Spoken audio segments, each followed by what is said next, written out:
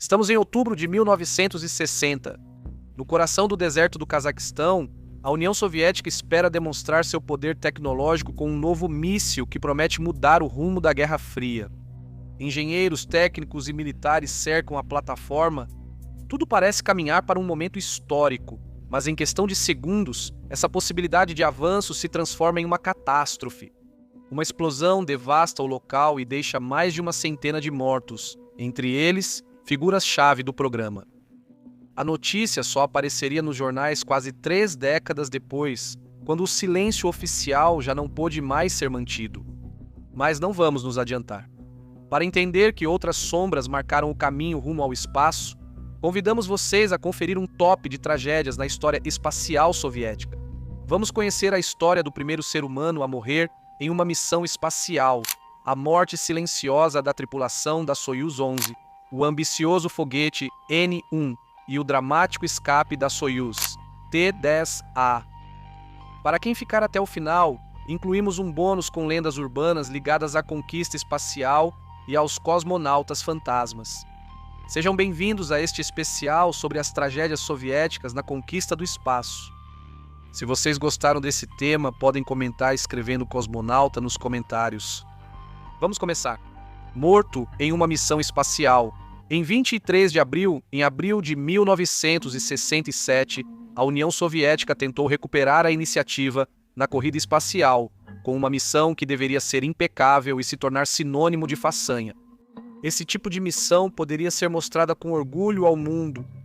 A nave era a Soyuz 1 e a bordo viajava o cosmonauta Vladimir Komarov, um piloto experiente e respeitado dentro do programa. O objetivo contemplava um marco técnico, o lançamento quase simultâneo da Soyuz 1 e da Soyuz 2, o encontro em órbita e a troca de tripulação por meio de uma caminhada espacial. Era uma coreografia complexa que buscava demonstrar domínio total sobre as manobras espaciais. No entanto, por trás dessa ambição havia uma realidade mais frágil. A nave Soyuz acumulava problemas de design que não haviam sido completamente resolvidos.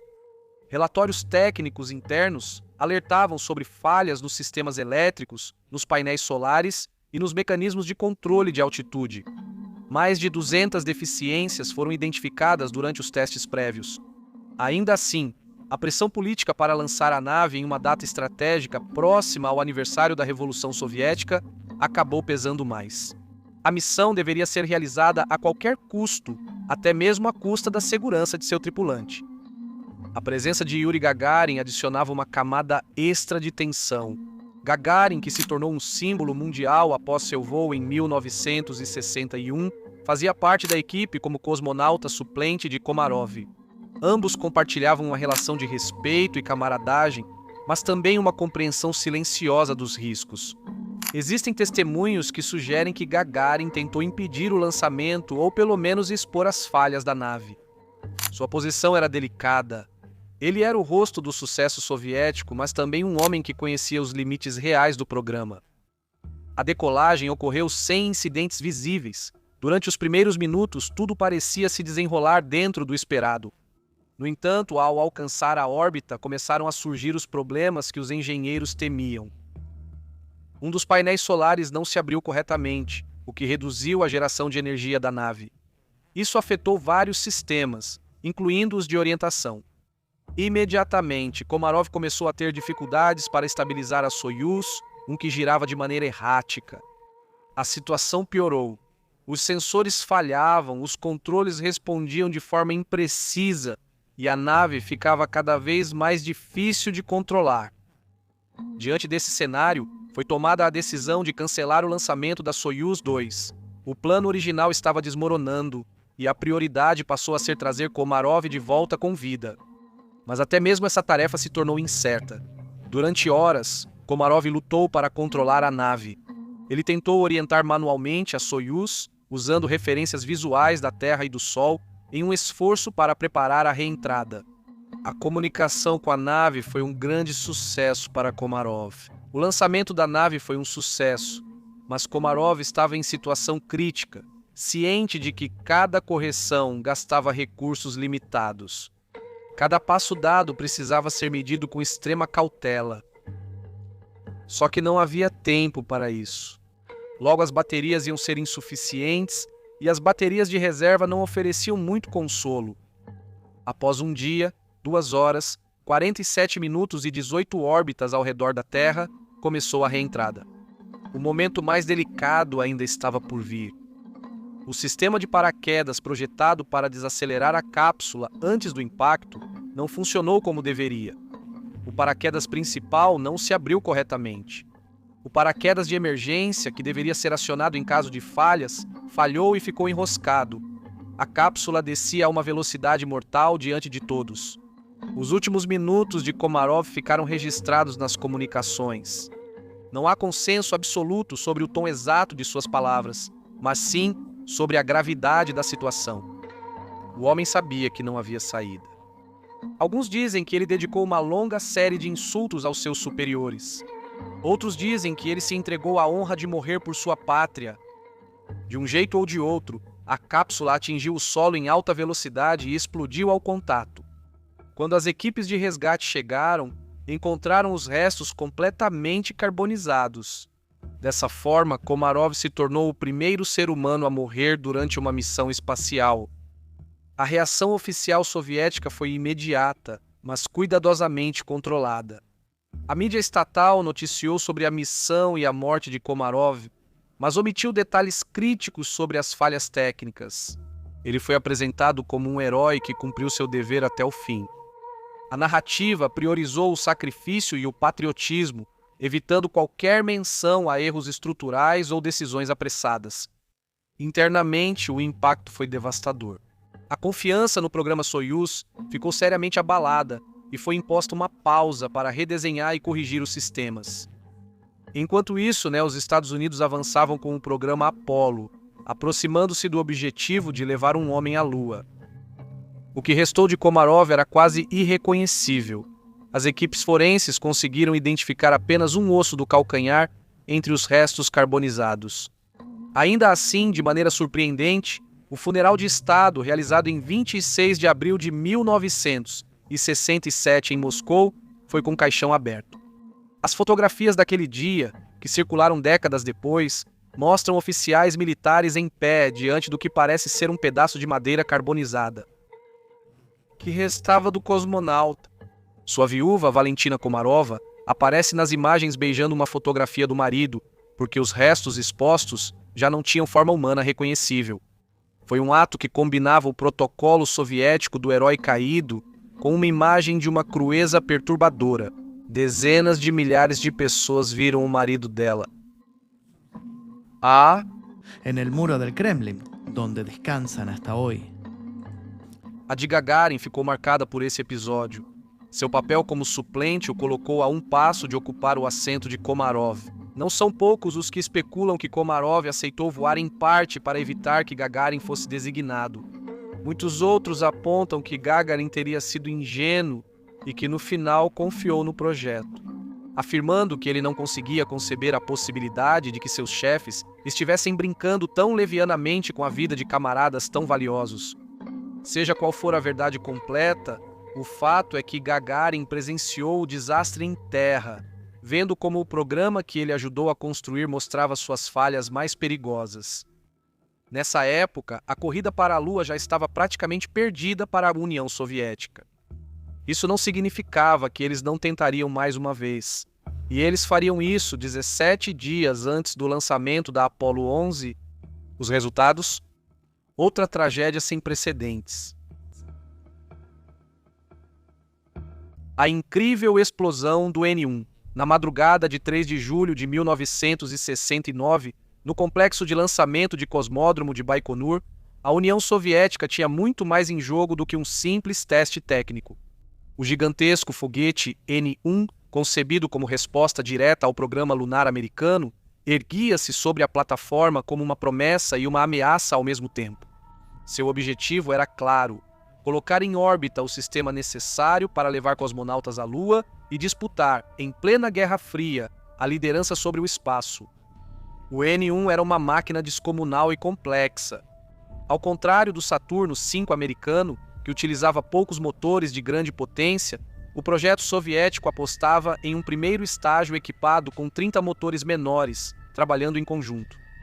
Essa decisão respondia tanto a limitações industriais quanto a escolhas de engenharia. No entanto, multiplicava os pontos potenciais de falha. Imaginar a ignição, a estabilidade e o controle de 30 motores simultaneamente era um desafio extremo, mesmo para os padrões atuais. O programa N1 havia avançado sob condições particulares. Após a morte de Sergei Korolev em 1966, a liderança do projeto ficou fragmentada. A ausência de sua figura, que havia sido o arquiteto central do sucesso espacial soviético, deixou um vazio difícil de preencher.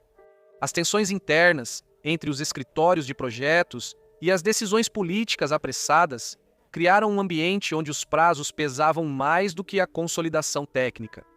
Ao contrário do programa americano, o N1 nunca foi testado em sua totalidade antes do lançamento. Cada tentativa era, de certa forma, um experimento em escala real. O voo de julho de 1969 foi a segunda tentativa do N1. A primeira, meses antes, havia terminado em fallo prematuro. Aún así, el calendario desvaneciam-se. Parou. Os Estados Unidos estavam se aproximando de seu próprio marco lunar, e a pressão por alcançar um resultado visível era cada vez mais intensa. O lançamento foi preparado em um clima de urgência, uma urgência contida, com engenheiros conscientes das fragilidades do sistema, mas sem margem para uma pausa prolongada. A decolagem começou na escuridão, com a ignição simultânea dos motores do primeiro estágio. Por alguns segundos, o foguete respondeu. Ele se elevou envolto em uma coluna de fogo e vibração, mas quase imediatamente começaram os problemas. Um dos motores sofreu uma anomalia que gerou uma explosão interna. O sistema de controle, conhecido como CORD, tentou compensar desligando os motores em sequência para manter o equilíbrio. Essa reação em cadeia enfraqueceu ainda mais a estabilidade do conjunto. Poucos segundos após a decolagem, o N1 já não estava sob controle. O fluxo de combustível ficou errático, as vibrações aumentaram e o sistema de guiagem perdeu a coerência. O foguete começou a inclinar-se.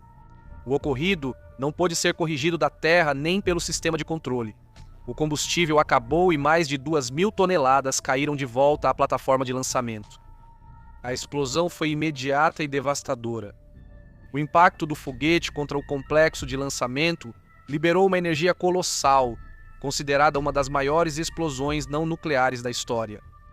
A onda de choque arrasou a estrutura, destruiu instalações próximas e deixou uma cratera, onde antes havia uma plataforma. Por alguns instantes, o céu noturno se iluminou como se fosse dia. O projeto mais ambicioso da União Soviética em relação à Lua se desintegrava diante dos próprios engenheiros. As consequências humanas exatas ainda são difíceis de precisar devido ao fato de secretismo que rodeaba el programa. de que a área estava parcialmente evacuada, mas também havia pessoal técnico em setores próximos. O alcance da destruição deixou claro que qualquer presença na zona imediata tinha poucas chances de sobrevivência. Além dos números, o impacto foi estrutural. A reação oficial foi o silêncio. O lançamento não foi reconhecido publicamente na época, e o desastre ficou oculto durante meses. Depois, o escritório soviético alegaria que o programa lunar tripulado nunca ocupou o papel central que teve nos Estados Unidos. Esse acidente reforçou essa invisibilidade. Admitir uma explosão de tal magnitude teria significado reconhecer não apenas uma falha técnica, mas também uma desvantagem estratégica. Embora o N1 tenha sido tentado novamente em lançamentos posteriores, as falhas persistiram. Cada tentativa acumulava novas correções, mas também novas incertezas. Enquanto isso, os Estados Unidos avançaram e conseguiram seu histórico pouso na Lua em 20 de julho de 1969, consolidando sua liderança e levando consigo as manchetes do mundo todo. Com o tempo, a combinação de fracassos técnicos, altos custos e mudanças nas prioridades políticas levou ao cancelamento definitivo do programa. A União Soviética, disposta a continuar na disputa, redirecionou seus esforços para estações espaciais e missões automáticas, nas quais alcançaria avanços significativos. A corrida para a Lua tal como havia sido concebida pela União Soviética, chegou ao fim antes de alcançar o objetivo. Mas ainda havia muito mais a conquistar e os problemas só aumentaram. Morte de toda a tripulação.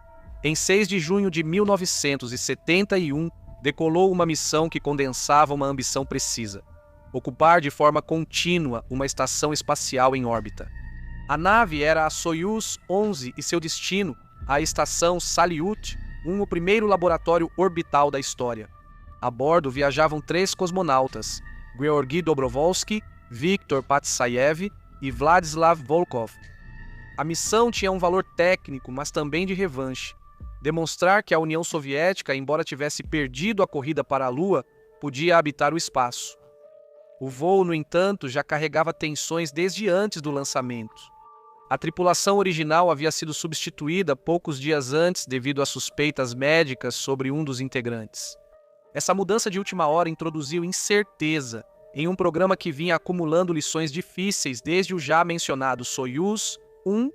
Ainda assim, a nova tripulação estava preparada e o acoplamento com a Salyut 1 foi realizado com sucesso. Pela primeira vez, seres humanos entravam e trabalhavam dentro de uma estação espacial. Durante mais de 3 semanas, os cosmonautas realizaram experimentos científicos, observações astronômicas e testes sobre a vida prolongada em microgravidade. A missão cumpria seus objetivos e oferecia imagens de normalidade. Mas essa normalidade era atravessada por problemas técnicos que nem sempre vinham a público. Houve dificuldades com a atmosfera interna da estação, episódios de fumaça no interior e uma carga física e psicológica considerável para a tripulação. Permanecer tantos dias em um ambiente fechado, com sistemas ainda experimentais, implicava um desgaste que só começava a ser compreendido. Além disso, o relacionamento entre os cosmonautas não era dos melhores.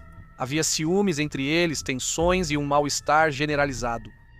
Um dos aspectos mais críticos do projeto da Soyuz daquela época era a ausência de trajes pressurizados. Durante o lançamento e a reentrada para acomodar 3 cosmonautas na cápsula, optou-se por eliminar esses trajes, confiando na integridade do sistema de pressurização da nave. Era uma decisão técnica que permitia cumprir os objetivos de capacidade, mas que reduzia a margem de sobrevivência diante de qualquer falha. Em 29 de junho de 1971, após completar sua estadia na Salyut, a tripulação desacoplou-se da estação e iniciou o retorno à Terra. As primeiras fases da descida ocorreram sem anomalias aparentes. A cápsula se separou dos módulos de serviço e iniciou o processo de reentrada. Foi nesse momento, a mais de 100 km de altitude, que ocorreu o evento que selaria o destino da missão. Uma válvula de ventilação, projetada para igualar a pressão interna com a atmosférica nas fases finais da descida, se abriu prematuramente. A abertura não foi detectada de imediato. Em questão de segundos, o ar da cápsula começou a escapar para o vácuo, fazendo com que a pressão interna caísse de forma abrupta.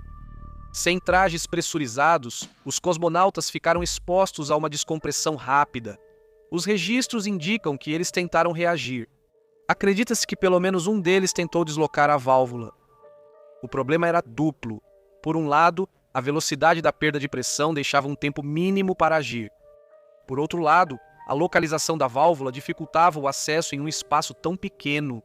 Estima-se que em menos de 1 minuto a cabine ficou praticamente sem ar respirável. Os últimos minutos de Dobrovolsky, Patsayev e Volkov se passaram em silêncio de rádio. Não houve uma mensagem final dramática nem uma transmissão que narrasse a emergência. A perda de pressão afetou rapidamente suas funções cognitivas. Primeiro a confusão, depois a perda de consciência. A nave continuou sua descida em modo automático, seguindo os parâmetros programados. Quando a cápsula pousou em território soviético, as equipes de resgate se aproximaram esperando receber uma tripulação exausta, mas bem-sucedida. Ao abrir a escotilha, encontraram os 3 cosmonautas imóveis em seus assentos. Não havia sinais de incêndio nem de impacto violento. A cena era desconcertante e assustadora. As tentativas de reanimação foram inúteis. A causa da morte foi determinada pouco depois: asfixia por descompressão. A notícia foi comunicada publicamente e, ao contrário de outros episódios, a tragédia não foi ocultada. Os 3 cosmonautas foram despedidos com honras de Estado. No entanto, os detalhes técnicos do acidente foram divulgados de maneira controlada. A narrativa oficial destacou o sucesso da missão Salyut-1 e o sacrifício da tripulação. Enquanto as falhas de projeto e as decisões anteriores foram tratadas internamente, o impacto foi profundo. Soyuz 11 se tornou a única missão na história em que toda a tripulação morreu no espaço. O programa Soyuz foi temporariamente suspenso e mudanças significativas foram introduzidas no design das naves. A partir de então, o uso de trajes pressurizados durante o lançamento e a reentrada se tornou obrigatório. Mesmo que isso implicasse reduzir a tripulação, o uso de trajes pressurizados no lançamento se tornou essencial. A tragédia deixou uma marca persistente na exploração espacial e uma lição fundamental. Habitar o espaço já não era apenas uma questão de alcançar a órbita ou acoplar-se a uma estação. Isso implicava compreender em toda a sua dimensão a fragilidade do corpo humano diante do vácuo. Já não parecia viável continuar experimentando com vidas humanas, e os protocolos para proteger os astronautas começaram a se tornar mais rigorosos. Sem esses protocolos, os protagonistas da próxima história não teriam sido salvos. Salvos por um milagre, em 26 de setembro de 1983, a atenção não estava no céu, mas sim na plataforma. A missão Soyuz T-10A deveria levar os camaradas que substituiriam aqueles que estavam na estação Salyut 7, um procedimento que naquela época já fazia parte da rotina do programa soviético. A bordo estavam Vladimir Titov e Gennady Strekalov. Ambos estavam sentados na cápsula, presos, com a contagem regressiva avançando para o lançamento. O contexto não era insignificante. Era um dos momentos mais tensos da Guerra Fria, com uma escalada de desconfiança entre as superpotências. Nesse cenário, cada lançamento soviético continuava tendo um peso difícil de ignorar. Diferente das décadas anteriores, o programa Soyuz já havia atingido considerável maturidade. As missões eram frequentes, os procedimentos estavam estabelecidos e a tecnologia havia se mostrado em geral confiável. A sensação de estabilidade fazia os riscos, mesmo conhecidos, parecerem controlados. Minutos antes da decolagem, começou a se desenrolar uma cadeia de eventos que não estava em nenhum roteiro previsto. Durante as operações finais, um vazamento de combustível na base do foguete provocou um incêndio. O fogo começou a se espalhar rapidamente, ao redor da estrutura inferior do lançador. Nesse instante, a tripulação ainda permanecia dentro da cápsula, sem possibilidade de evacuar pelos meios convencionais. O tempo se comprimiu em uma sequência crítica. O sistema de escape da Soyuz, projetado justamente para situações extremas, precisava ser ativado nesse tipo de cenário. Mas o incêndio afetou cabos e sistemas de controle, comprometendo a transmissão automática da ordem de aborto. Durante vários segundos, a cápsula permaneceu sobre um foguete em chamas, com os cosmonautas esperando por um sinal que não chegava. Em terra, as equipes detectaram a situação e tomaram a decisão de ativar manualmente o sistema de escape. A torre de escape foi acionada e arrancou a cápsula do topo do foguete no último instante possível. A aceleração foi brutal. Titov e Strekalov suportaram forças extremas enquanto eram impulsionados para longe da base. Apenas segundos depois, o foguete inteiro explodiu. A detonação destruiu o lançador e devastou a área imediata. A cápsula, já separada, continuou sua trajetória balística antes de abrir seus paraquedas e descer em terra firme. A margem entre a vida e a morte foi mínima. Estima-se que o sistema de escape foi ativado apenas segundos antes da explosão. Se tivesse falhado ou demorado um pouco mais, a tripulação teria ficado presa. A cena, vista em retrospectiva, tem uma precisão quase cirúrgica. Um sistema projetado como último recurso funcionou no único momento em que precisava funcionar. As causas do incidente foram investigadas a fundo. O vazamento de combustível que provocou o incêndio foi associado a falhas nos procedimentos de preparação e nos sistemas de alimentação do foguete. Não foi um único erro isolado, mas sim uma combinação de condições técnicas e operacionais que resultaram em um cenário desfavorável. A investigação também destacou a vulnerabilidade de certos sistemas elétricos e de controle diante de situações de incêndio na plataforma. Ao contrário de tragédias anteriores, Este episódio não resultou em perda de vidas, mas gerou um impacto significativo dentro do programa. O acidente evidenciou que, mesmo em um sistema considerado maduro, as margens de segurança podiam ser reduzidas de forma abrupta. A confiança nos procedimentos foi revisada e ajustes foram implementados para que o acidente não voltasse a acontecer. Del escape. Para Titov e Strekalov, a experiência ficou marcada no corpo. Ambos sobreviveram a uma das situações mais extremas que um astronauta pode enfrentar. A confiança nos procedimentos foi revisada para que isso não voltasse a acontecer. A confiança nos procedimentos foi revisada e ajustes foram feitos para evitar que o acidente acontecesse novamente. O acidente mais mortal da história espacial. Em vez de seguirmos em frente, vamos voltar um pouco no tempo e mergulhar na tragédia de Netterlin. E é assim que nossa história volta ao começo. O acidente mais mortal da história espacial. Em 24 de outubro de 1960, em um setor remoto do cosmódromo de Baikonur, o ar tinha uma densidade estranha. O calor do deserto e o cheiro metálico do combustível eram detalhes nada insignificantes que ajudavam a carregar de tensão o ambiente. Mas o pior era a pressão que aqueles que trabalhavam no projeto sentiam sobre seus ombros. A União Soviética vivia sob a constante urgência de demonstrar superioridade tecnológica em relação aos Estados Unidos. A Guerra Fria estava em seu auge e cada lançamento era mais do que um teste. Era uma declaração ideológica e um possível passo avançado na disputa para se consagrar como um bloco dominante. Naquela tarde, porém, a ambição e a necessidade de mostrar resultados começaram a corroer os próprios alicerces do sistema. O protagonista silencioso da operação era o míssil R-16, um desenvolvimento crucial do programa balístico soviético. Não se tratava de uma nave espacial no sentido clássico, mas sim de um míssil intercontinental projetado para transportar carga nuclear. Mas, no contexto da corrida espacial, esses vetores eram fundamentais. Dominar a tecnologia de foguetes equivalia a dominar o acesso ao espaço. Dominar o acesso ao espaço era, por sua vez, demonstrar a capacidade de enviar mísseis letais de uma ponta a outra do mapa em tempo recorde e com tecnologia avançada. O R-16 deveria ser o próximo passo nessa escalada.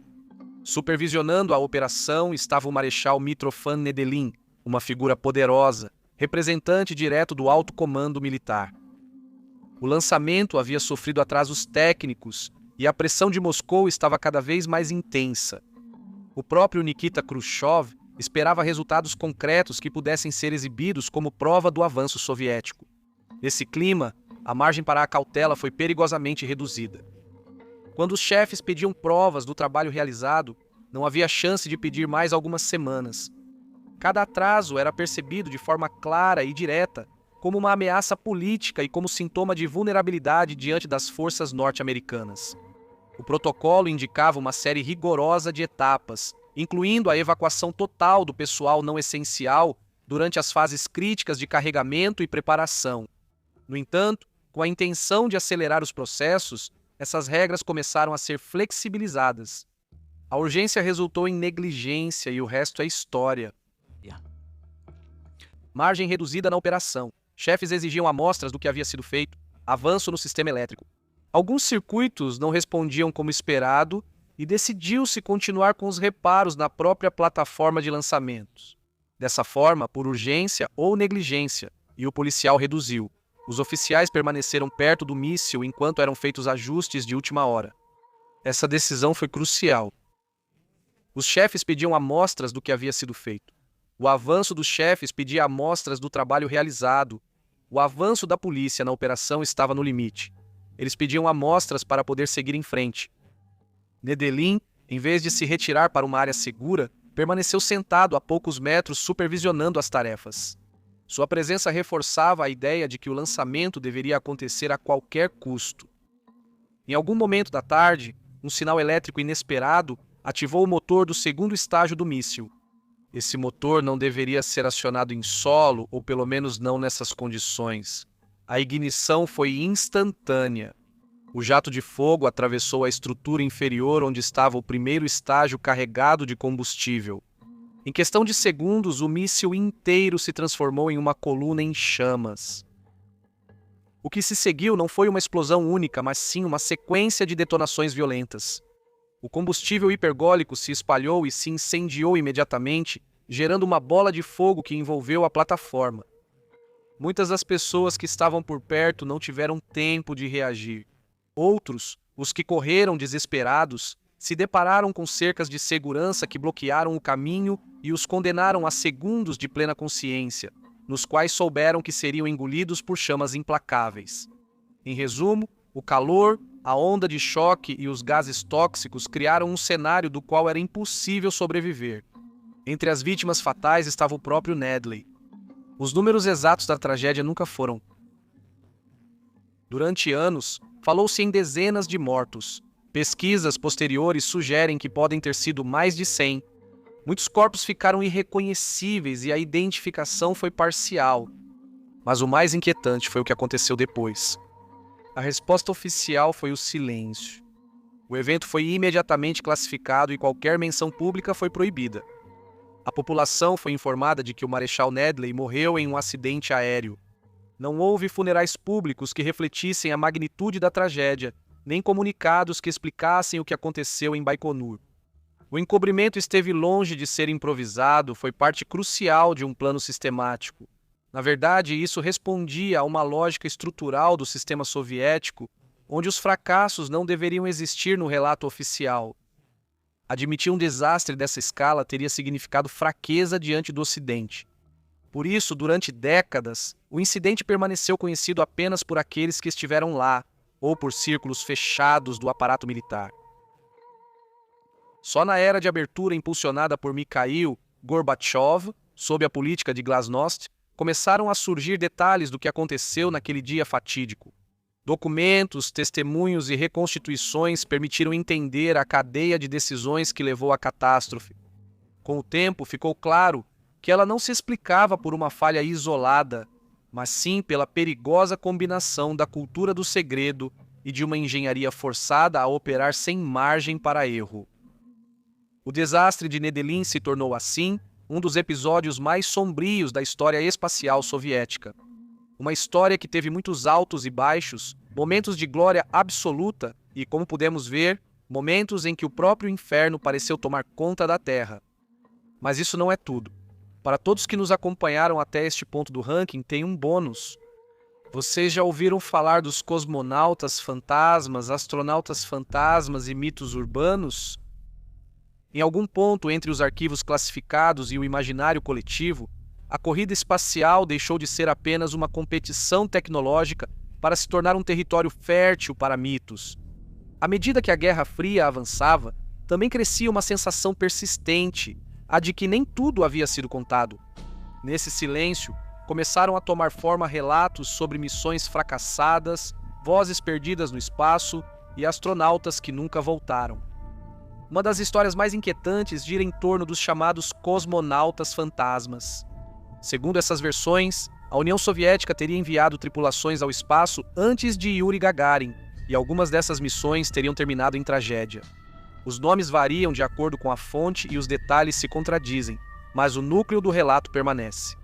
Cápsulas que não conseguiram reentrar, pilotos presos em ordens, transmissões de socorro que se perdem na estática. A origem mais citada dessas histórias remete aos irmãos italianos Achille Giudica Cordiglia e Giovanni Giudica Cordiglia, que afirmaram ter interceptado sinais soviéticos durante os anos anteriores ao voo de Gagarin. Em suas gravações, ouvem-se vozes descrevendo situações críticas. Falta de oxigênio, perda de controle e calor insuportável durante a reentrada.